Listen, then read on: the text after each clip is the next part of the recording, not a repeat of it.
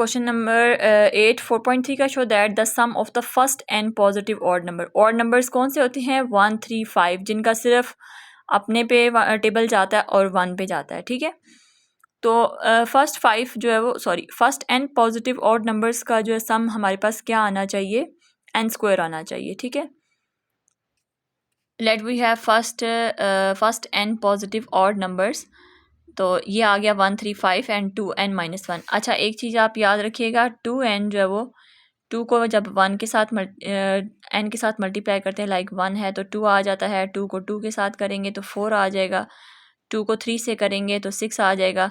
तो 2n जो है वो जनरल फॉर्म है इवन नंबर की। इसी तरह जिस 2n-1 है कि अगर इवन में से एक नंबर माइनस कर देते हैं तो ये जनरल फॉर्म हो जाएगी ऑड नंबर की। जैसे 2 × 1 -1, तो ये क्या बन जाएगा? 1। इसी तरह से 2 × 2 -1, तो 4 - 1 = 3। This is general form of 2n-1। तो हमने 1 3 5 सो ऑन n 2n-1 लिख दिया। यहाँ पे a की वैल्यू क्या है? 1, और d की वैल्यू क्योंकि कॉमन डिफरेंस है वो d है। ठीक है, तो Sn = n/2 an + an, simple सा फार्मूला है। ठीक है, तो हमें इसमें कोई ओपन यहाँ पे an की जगह आप ये वाली वैल्यूज़ डालेंगे। ठीक है, और इस वैल्यूज़ को डाल, क्योंकि an हमें नहीं पता। ठीक है, तो हम उसमें जो है वो ये वाली वैल्यू पुट करके लास्ट में आते हैं। देखिए अब यहाँ पे ना जैसे an है, आप an को ना ये भी डाल सकते हैं, 2n-1 भी डाल सकते हैं। ठीक है, तभी आपका आंसर आ जाएगा इजीली। या आप इसको an की जगह आप a1 + n-1 × d भी लिख सकते हैं। ठीक है, इट डजेंट मैटर।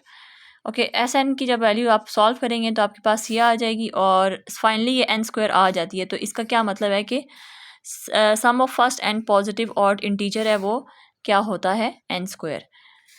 हमने प्रूव कर दिया। ठीक है, अब हम करते हैं क्वेश्चन नंबर 9 की तरफ। क्वेश्चन नंबर 9 में क्या लिखा हुआ है? Find the sum of all multiples of 9 between 300 and 700। Okay, 300 और 700 के बीच में जो है वो 9 के मल्टीपल्स जो है वो देखने हैं।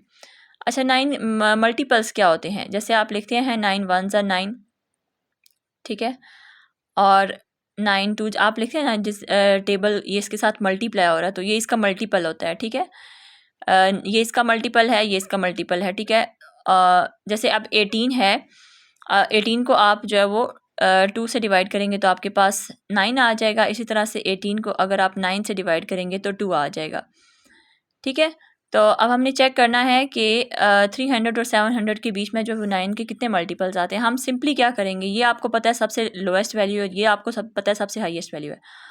कैलकुलेटर उठाएं, उसके ऊपर 300 को जो है वो 9 से डिवाइड करें। 300 को जब आप 9 से डिवाइड करेंगे तो अप्रॉक्सीमेटली आपको कुछ पॉइंट में आंसर दे रहा होगा 33 point something, 33.3 and multi answer आ रहा होगा। इसका क्या मतलब है? इसके करीब करीब है।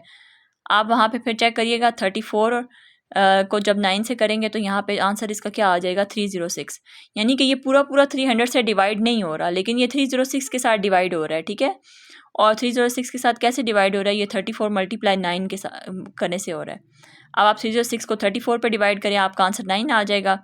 इसी तरह 306 को आप जो है वो 9 पे डिवाइड करेंगे तो आंसर आपका 34 आ जाएगा। ठीक है, अच्छा, तो अब आपने क्या करना है, इसी तरह से जो ग्रेटेस्ट वैल्यू थी 700 पे भी ये पूरा डिवाइड नहीं होता। 700 वैसे आप डिवाइड करके देखें, आपको करीब करीब आंसर मिल जाएगा। आप 700 को डिवाइड करेंगे 9 के साथ तो आपको जो है वो करीब करीब आंसर मिलेगा वो 77। मीन्स कि वो पूरा 700 पे नहीं जा रहा, वो 693 की वैल्यू देगा।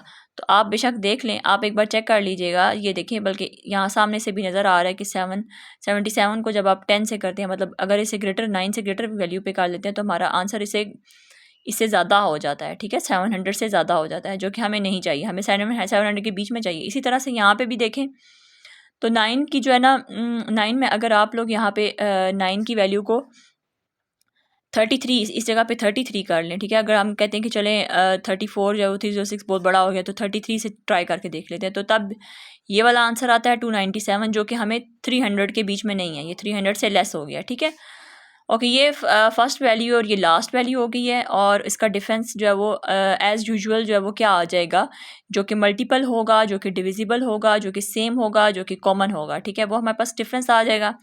Okay, Sn = n/2 an + n-1। जब इसका सम करेंगे, अच्छा ये अब जो सम आया है ना, ये किसका सम है? ये वो उन सारी वैल्यूज़ का सम है जो कि इसके मल्टीपल्स आते हैं 300 और 700 के बीच में, ठीक है। ओके, उससे पहले हम इसका एन फाइंड करेंगे। एन फाइंड करने के लिए आपने एन का फार्मूला अप्लाई करना है, उसके बाद फिर ये फार्मूला अप्लाई करना है। यहाँ से एन आ जाएगा, इसमें वैल्यूज़ पुट करके आपके पास ये आंसर आ जाएगा, ठीक है।